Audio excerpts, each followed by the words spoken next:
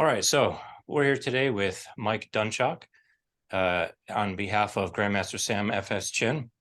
And today we're going to be talking about Hapkido.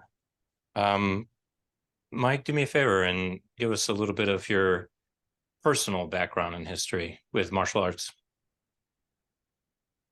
I am a seventh dan in Kuksu Kwan Hapkido. I believe at this point I've been training that martial art for 34 years, having started when I was 11 years old. It's a Korean martial art. Um, I run a school here in Irvine, California, Orange County, and I've been teaching probably about 19 years. Okay, very cool. So can you give us just like a little bit of the background and history of Hapkido as a martial art? Hapkido is Korean, but its source material is really Japanese. It's rooted in Japanese Daitoryu Aiki Jiu-Jitsu, and that was brought over from Japan in the late 40s by a certain Cho Young-sul. And Cho Young-sul began to disseminate his teachings in Korea after World War II. It caught on. His most well-known disciple, Ji Hanje, added Korean kicking to that art and also renamed it Hapkido, which is how it's come down to us today. Okay, and then the translation for Hapkido in English? So if you were to take the three characters that make up Hapkido, in Chinese that would be He Dao, and incidentally in Japanese it would be Aikido. So it would be read that way, but it's not the same lineage as the Japanese art Aikido, which was founded by Yueshiba. It's instead rooted in Aikijutsu, but He Dao in Chinese is the way of uniting Qi. So we can interpret it as the way of moving with Qi, or the way of moving with Qi. It's literally Okay. It's literally the unite Qi way. He Right. Dao. Right. Yeah. So can you give us like an overview of the training approach of Hapkido? Like, can you give us like basically like a breakdown of how the curriculum and the training is structured? So, for instance, in Chinese martial arts, usually we would have what we say like the Jiben Gong, which are basic exercises. We have Tao Lu, which are going to be forms. And then we would have a variety of partner training. Karate has sort of a similar breakdown with they have the Kihon and the Kata and the Kumite.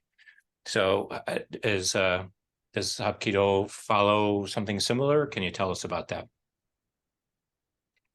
It does, and I would be speaking on behalf of all Hapkido generally, but then in particular my Kwan of Hapkido. And you mentioned Chinese martial arts. It just so happens that my Kwan of Hapkido incorporates Chinese martial arts that came into Korea as well. But Hapkido generally, they have chagi, which is kicking, and all the Korean variety of kicks. And in that respect, it looks similar to Taekwondo, although I should say, they kind of cross-pollinated each other, started pretty late in the 70s. Chagi is the one thing. We have Hyung.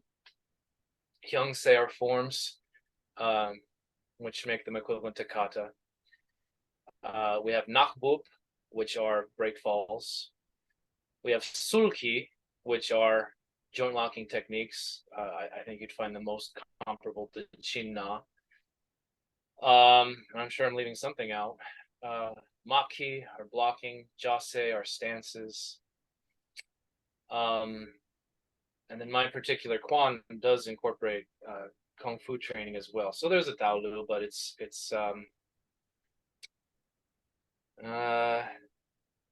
what would we even call it? The blocking we do is round blocking. It's not the firm blocking that you'll see in karate based arts. It's more of it's based in Tanglang praying mantis. So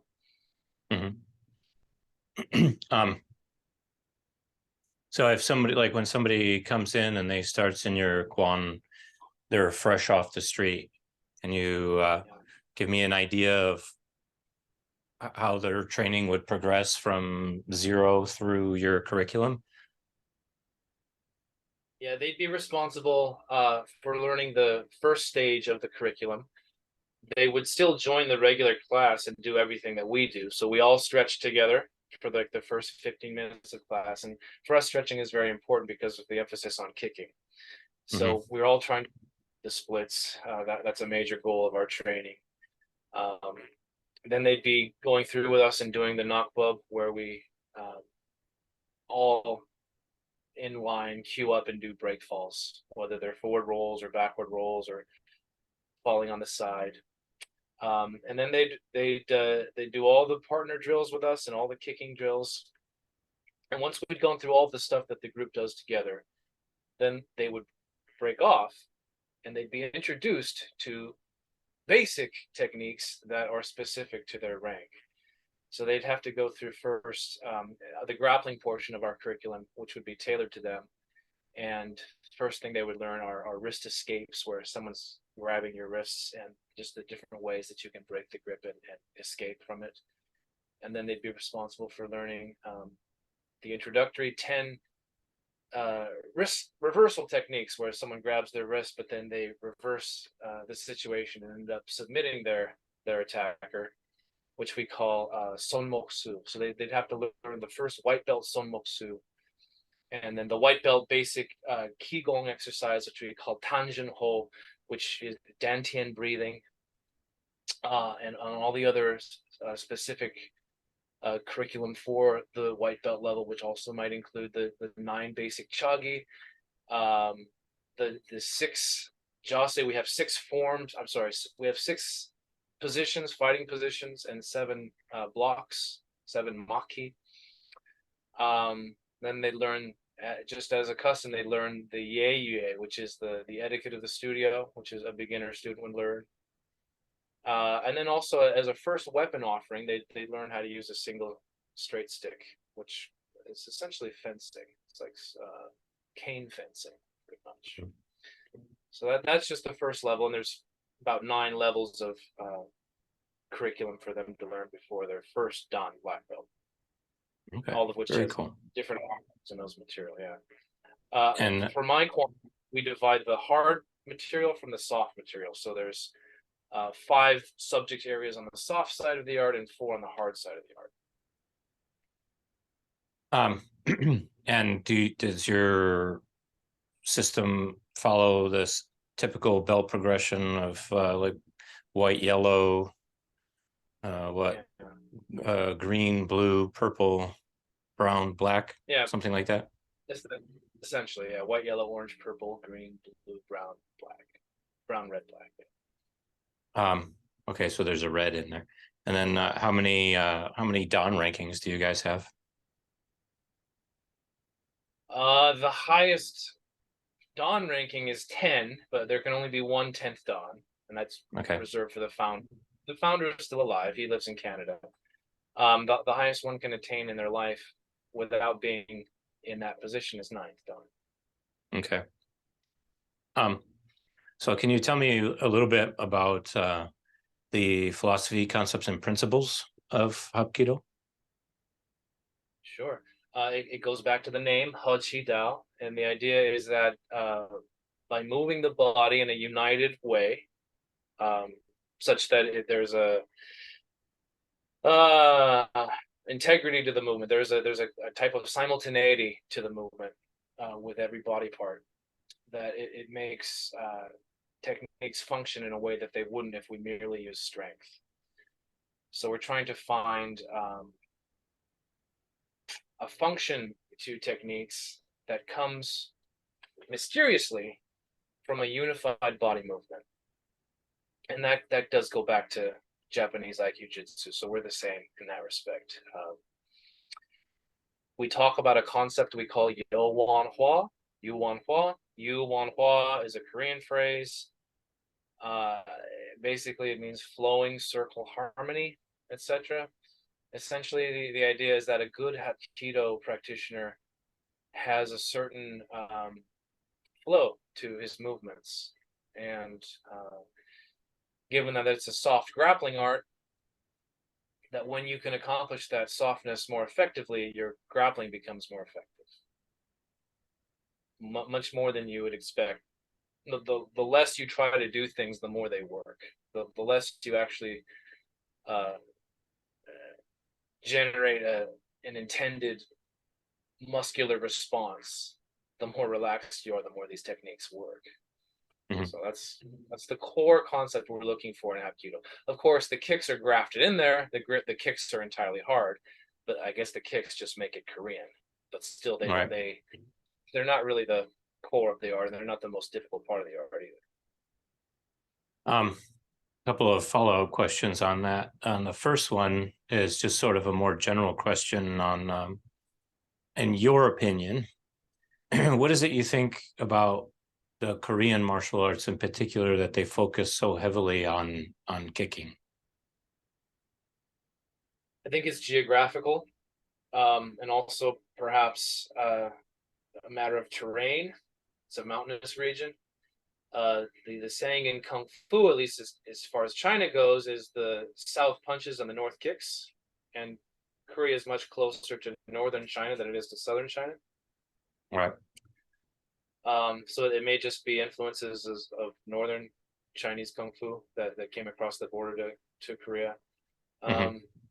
But even so, there does seem to be a unique Korean penchant for kicking.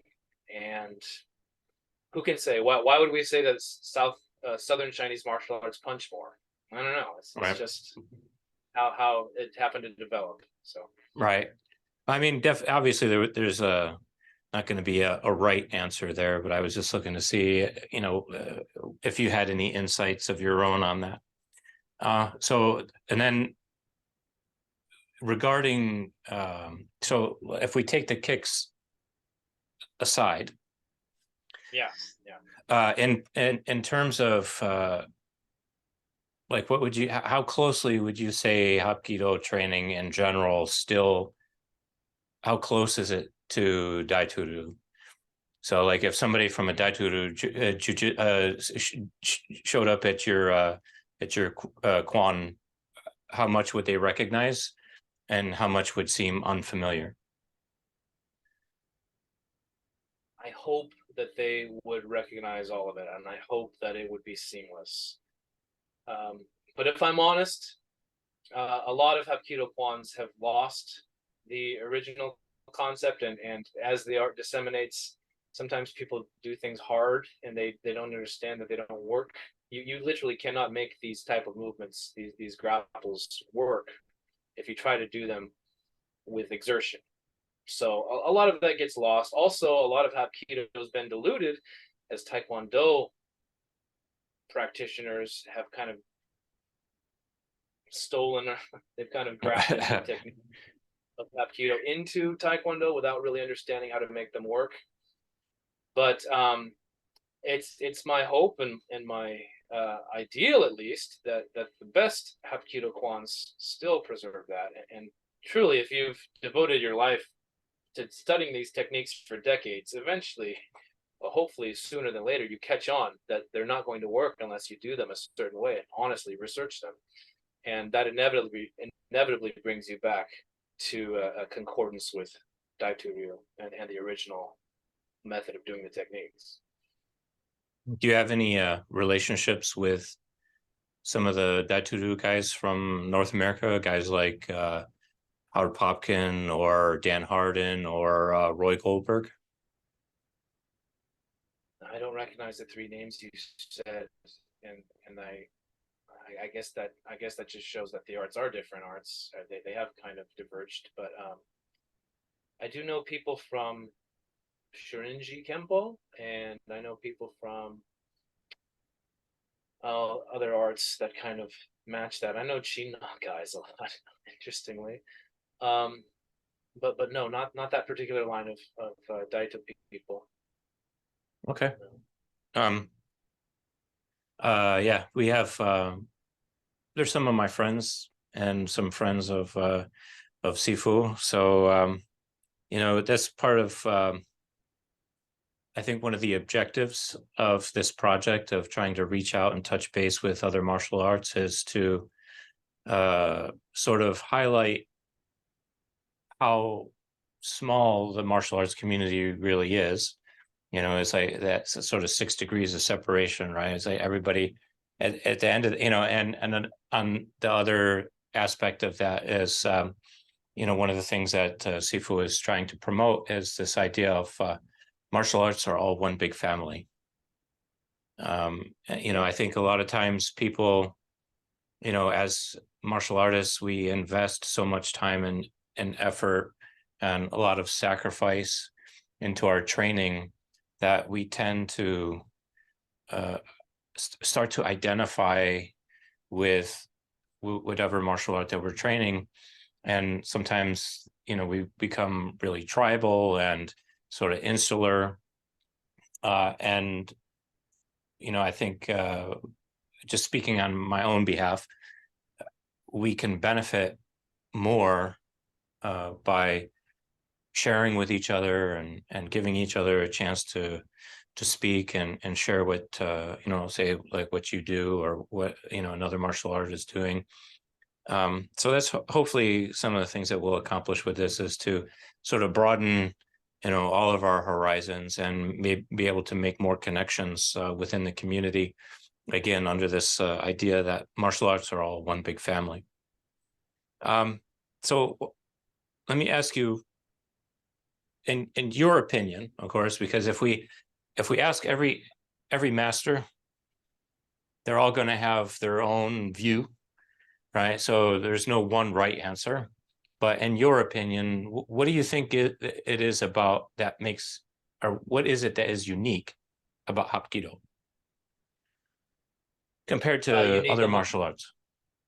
Compared to other martial arts.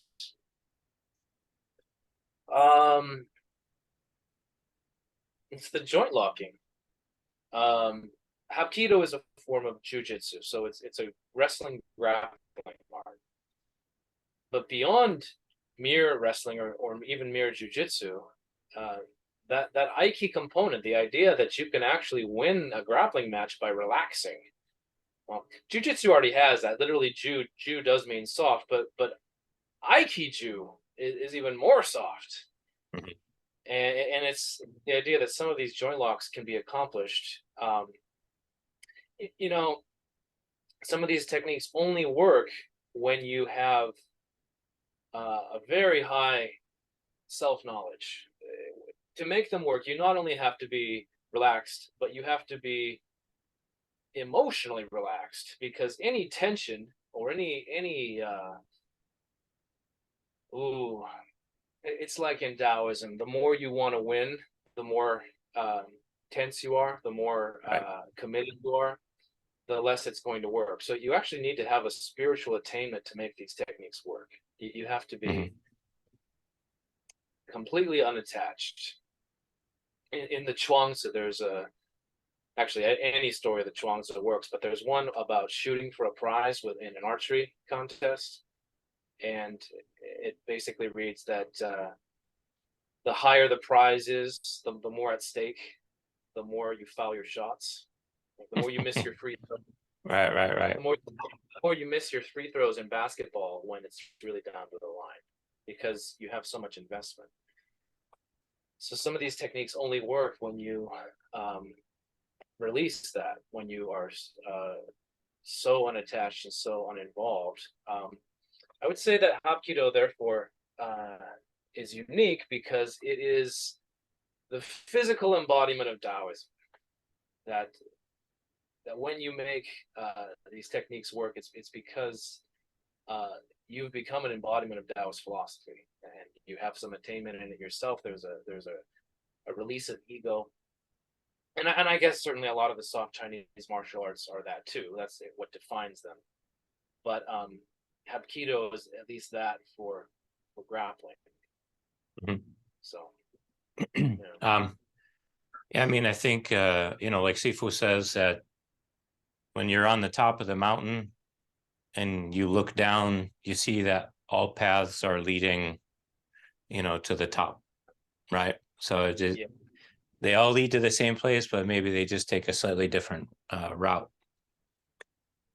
That made it hard for me to answer because I do believe that grandmasters, the highest masters of every art, they start to look the same because there's really only one truth to human movement. Our bodies are all the same. So people at the highest levels of martial art, there's no more idiosyncrasies that localize their techniques and their traditions. They start to move in a way that's true. And I've observed that even grandmaster martial artists who, for example, in the sword, who have never trained in the sword, but they know the body so well that they pick up a sword and they can automatically fight with a kendo person, or I mean, like a Chinese martial artist can fight with a kendo person, even though they never trained sword, because they know the body so well and they understand that the stick is just an addition, or the sword is just an addition onto their own body's mechanics. So there's just a truth that everyone arrives at. So it's hard to say, oh, what's unique about Hapkido? There's unique at the beginning, but it's not that unique anymore. Right. When I start talking about Taoism, I mean, at the end, it's supposed to all be the same. So Right. yeah. So let me ask you, let's flip the script on that a little bit. And well, actually, before we go to the next question, I want to ask you one more follow-up question. Within your lineage of Hapkido, do you guys have specific exercises that you're training to develop Aiki or the Aiki body or anything like that? Or is it just an outcome of your other, like the Waza and It's not. I think if you only practice Sulki and essentially Waza, that you actually won't reach the highest levels. I find that doing qigong exercises somehow has a synergistic effect on your techniques and your movement, to the point that I think you reach those levels of technique and movement unless you've done the work in qigong. So we do have a qigong exercise at every level a student has to become proficient in, starting with the beginning, the dantian breathing exercise we have. And then we have effectively mental relaxation exercises. We count beads to focus the thoughts. We do the microcosmic orbit. We do, I guess, what you'd call Janzhuang, which is standing like a tree. We do grounding exercises too, from the bubbling well and so forth. Yeah, you have to do that, I think, or you really can't reach the higher levels of skill. Very cool. So okay, so now let's flip the script a little bit. And in your opinion, what do you think are some of the most common, or what is the most common misconception that people have about Hapkido? Well, I'll just go with how some of my latest reels have been received on Instagram, where some of the soft movements I'm doing are denounced as ineffective. And the only reason that could be happening is because people truly don't understand that a yielding, effectively soft movement can capture the momentum of an intentional punch or strike. And that someone's punch or strike is not ever in isolation. You cannot commit the force behind a strike without committing your body in some way. There's always momentum there to be exploited. So when people see some of these techniques that capture momentum and effectively recycle it back into the attacker to their detriment and to their disadvantage, it's a real thing. It's a high level thing. It's hard to learn. And going with what I've been talking about in this interview, it takes a little bit of self-knowledge to have the emotional composure to execute these techniques. But they are real. They are real. And I think they're not only real, they're better. They're the only way to effectively deal with multiple attackers. For example, if you're using your own strength against multiple attackers, you're going to be outclassed. You have to use their strength against them, or you have nothing. You can't measure up. So Right. You need something that's going to be act effectively as a force multiplier. exactly, and the only thing is to use what they're already giving you. So, in your opinion, or in your experience, I should say, of more than 30 years now, what are some of the most common mistakes that beginners make when they get started with the martial arts? Oh, well, when you begin martial arts, it's a very important time, and it's probably the most important time in terms of the amount of commitment and consistency you have to have to be a beginner. You have to establish a foundation in martial arts, which means you need a good 2, 3, 4 years of consistent practice, if not daily. You can't be sporadic in the beginning. A beginner needs to commit fully to establish themselves in the art, whatever their art they're studying, to build the basic skills. And then from the basic skills, you have enough of a base, a broad base, hopefully, to grow into the higher skills. But I don't know, once a week, once every 2 weeks as a beginner, you're not going to get very good. You have to train hard in the beginning. Right. That's Yeah. a mistake, I think. Yeah. Yeah. A little bit of underestimating how much time and effort it's going to take. Yeah. So on that note, what advice would you give to beginners about which martial art to choose and how to choose a good school? What are some of your thoughts on that?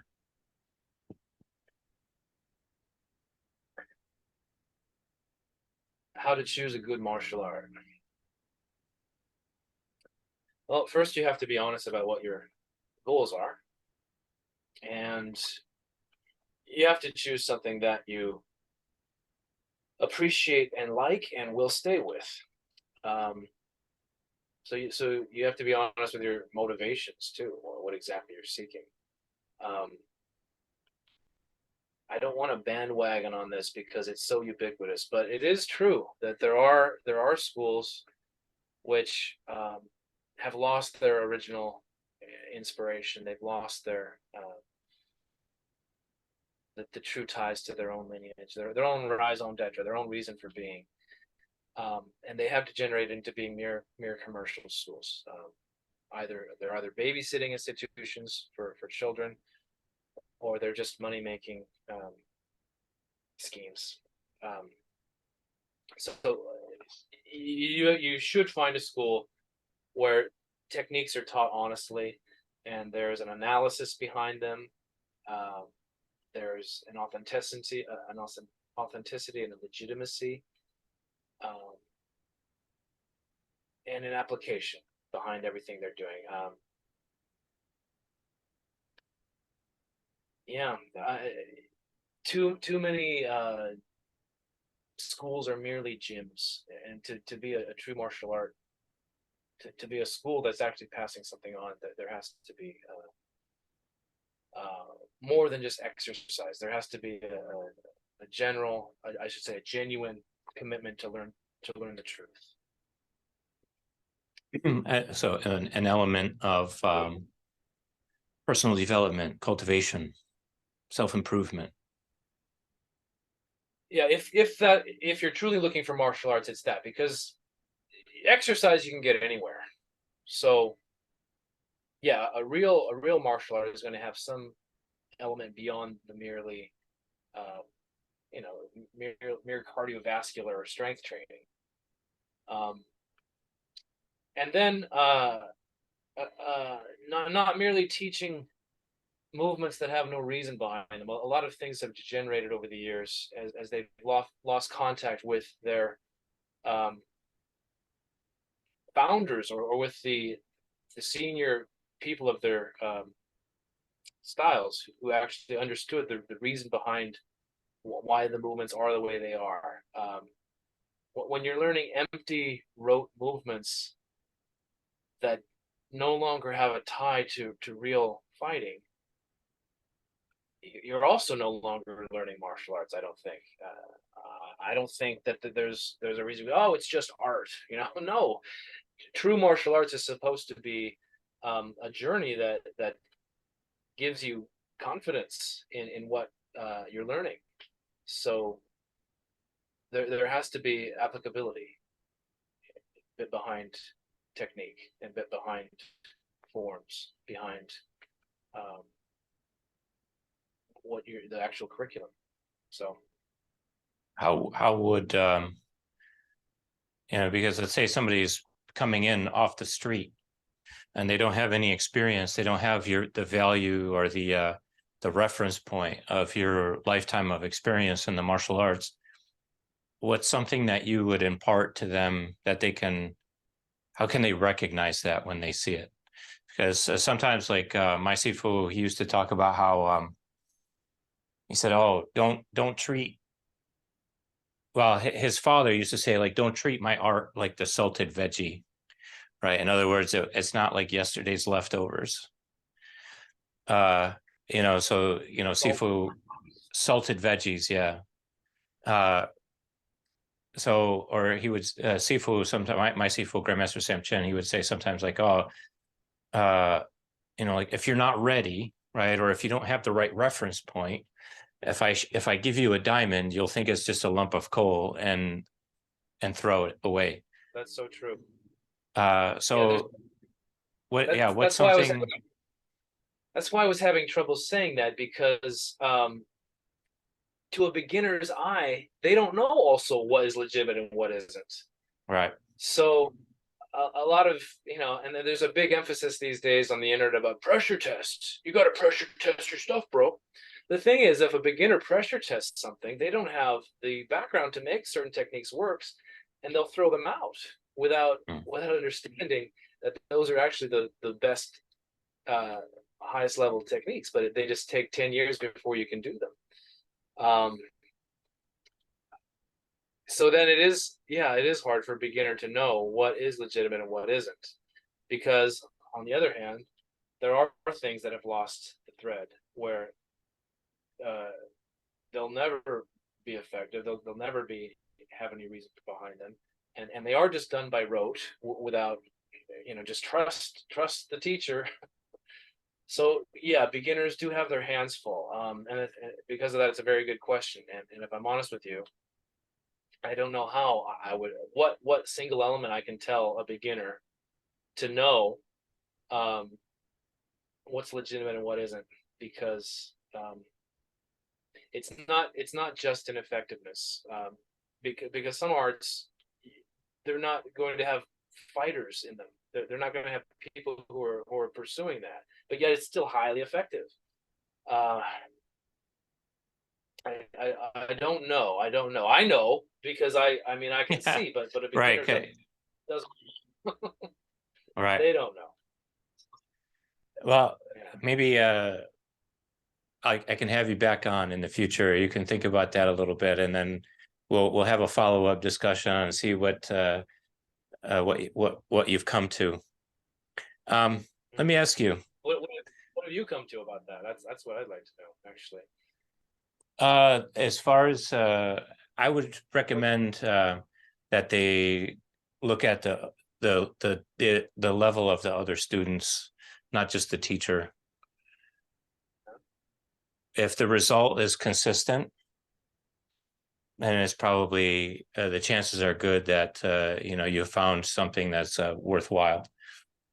If only I would say that the best. Oh, sorry, I didn't mean to interrupt you. No, go ahead. This is your time to shine. I would say that too. Assess a teacher's students to see if there actually is if anything is being imparted to them. But then the best Tai Chi master I've ever seen, who can actually do all the things that the Tai Chi classics talk about, his students can't do it. So, right. But there's no doubt that he can. So it's just too hard.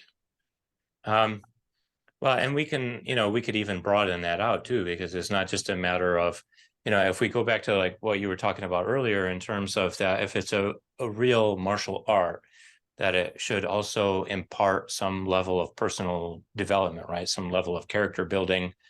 I would use the terms discipline and discipline and wisdom, right? So does the teacher display a certain level of discipline and wisdom? And can you see that level of discipline and wisdom emulated, or not emulated, but mirrored in their students? So it's not just a matter of the physical development, but also the mental and, if you want to say, spiritual development as well. That, it's like basically the culture. What is the culture of the school like? Those are some of the things that I would. True. Yeah, those are some of the things that I would advise beginners to look at. So let's move on to, now this question is meant to be viewed more broadly. So in the context of the 21st century, what do you think is the lowest hanging fruit that anyone has access to when they're getting involved with martial arts training? The lowest hanging fruit, like the easiest to attain goal, or Not necessarily the easiest to attain goal, but a practice or something about themselves that they should focus on that is going to improve their martial arts overall. for a practitioner of any level. Yeah, and any style, any level, any style. You're asking me what I think is the easiest thing that they can have to have the greatest effect on their Yeah, like practice. the biggest return on investment, basically. I have to say, qigong and meditation, because it's the thing everyone seems to neglect, and yet it's the one thing that, if done sincerely, conveys everything. Mhm. And I think particularly with the soft martial arts, any of the soft martial arts, anything from wudong or jujitsu or anything like that, you have to know yourself and your body, and qigong teaches that. There's a reason that qigong is a part of martial arts, and that qigong is not only something that's a part of religion and temples, and it's because of what qigong conveys to a martial artist, or develops in a martial artist. That one treasure of knowing yourself, which means knowing your body, knowing the way it mechanically works, uh, it improves your fighting intuition. It improves your sense of kinesthetics to a greater degree than years and years of drills of practicing. You will get more out of drills if you're also doing qigong, and I have to say that because so few people actually do it. Mhm.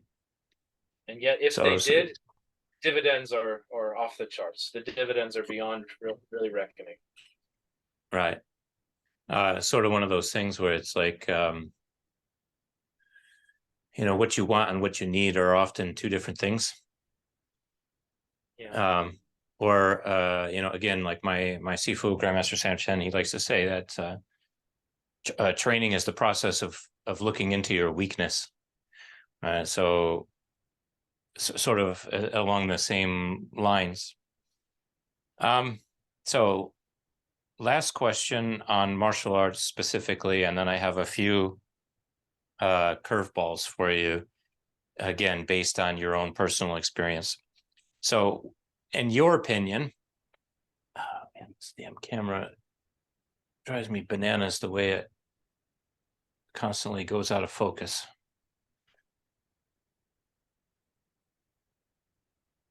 All right, so in your opinion, Yes. what do you think the value of traditional martial arts in modern times? We have MMA, we have firearms, we live in the safest country and the safest period in history. What do you think the value of training traditional martial arts is?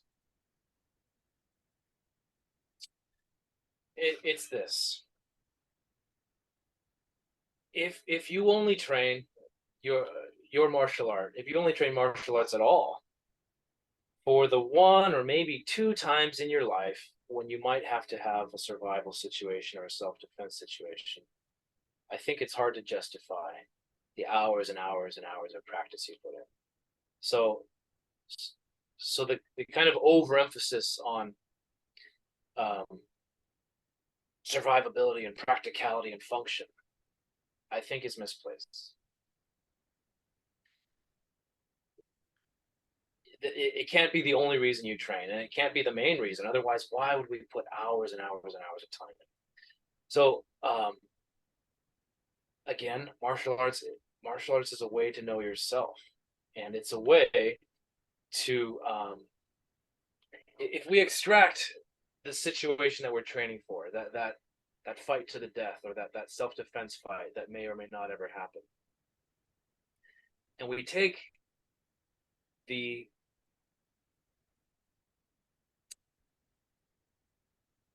confidence, the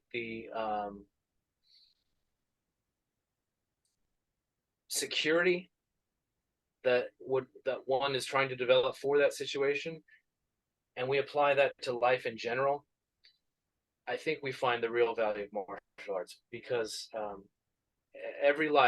into every life, some rain will fall. Life involves suffering, and it involves questioning, it involves doubt, sorrow, loss, and how we meet those situations, which are inevitable, is determined by our training. You're training to move through life gracefully, to meet metaphorical challenges to your well-being, and handle them with skill and grace. And I think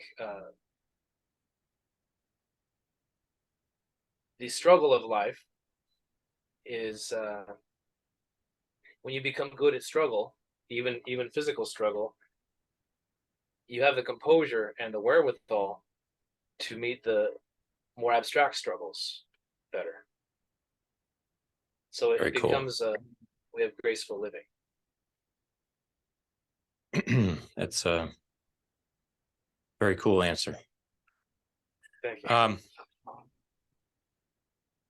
So what do you if you could go back in time,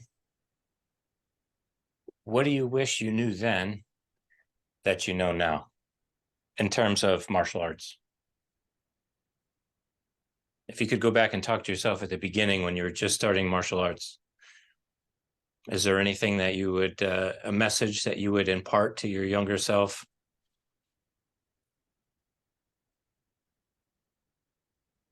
It seems trite, but I would tell myself to train harder, and I did train pretty hard, but I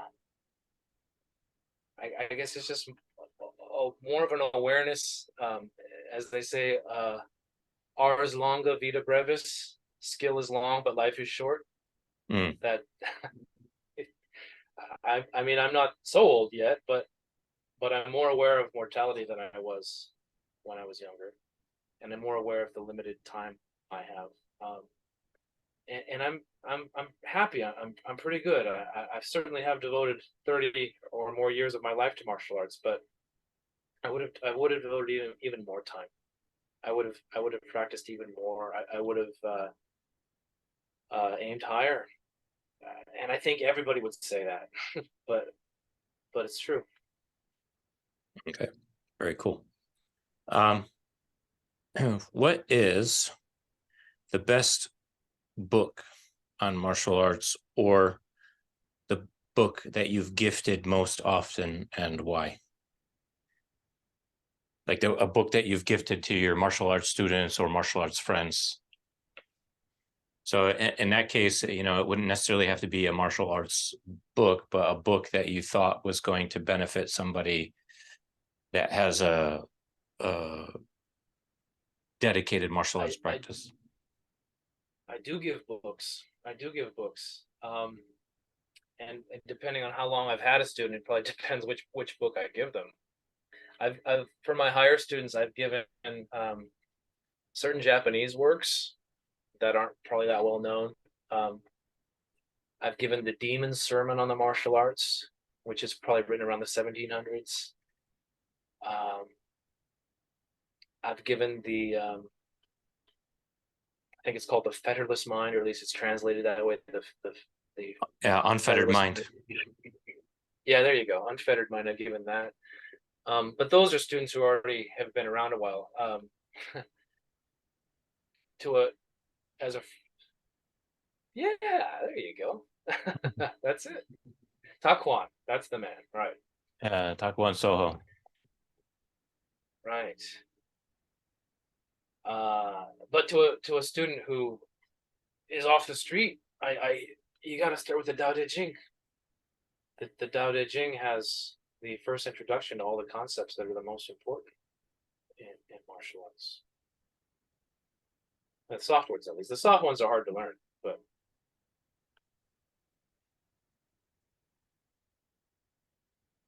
Give my camera a second here to refocus. It's so frustrating.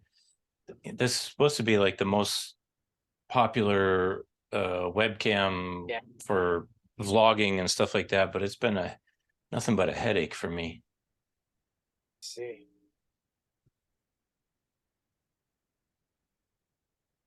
How unusual, yeah, it does keep running out that way. Yeah.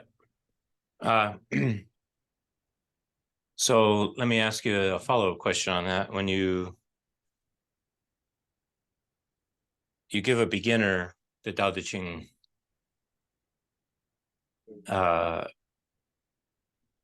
what would you give them additional guidance, or would you just hand them a copy of it and let them go to town? Or, just I say that because for one, there's so many translations of the Tao Te Ching, and some are better than others. And for two, the closer to the original the translation, the more vague the meaning without having some context. You're right. And even though it's probably not the most literal or the most accurate translation, I tend to give him the Stephen Mitchell Tao Te Ching, Okay. only because of his background in Zen. A lot of his background in Zen informed the choice of interpretation he made. Mm-hmm. And that helps tie into what I'm teaching them. So I would talk about some of the ways by the time I've given them that book, they've all experienced how they can't make certain techniques work against resistance unless they do certain things. And then I tie it in and say, well, those certain things that you're doing, they're talked about exactly here in these verses. The more you let go, the more it works, et cetera, et cetera. So. Okay, very cool. So as we're wrapping up here, if people would like to follow up with you, where can they find out more about you and what you're doing, and how can they connect with you? They can follow me on Instagram, which I imagine is how you found me, at Mike-Dunchok, which is Dunchok. I have a YouTube channel, which is Master Michael Dunchock Kuksul Kwan, which is my Kwan. And then if you're actually in Orange County, I have my Dojang, Ancient Arts Dojang, in Irvine, South Orange County. All right, very cool. Well, Mike, we're going to wrap this one up. I want to thank you, and we appreciate your time and sharing, your wealth of knowledge with us. And it's clear that I think that you've benefited from your martial arts training beyond just mere self-defense techniques. So it was a real pleasure to connect with you today and to listen to your thoughts on martial arts. Before we say goodbye, do you have any last words? I think the most important part: train hard and train consistently. Yeah, I would agree.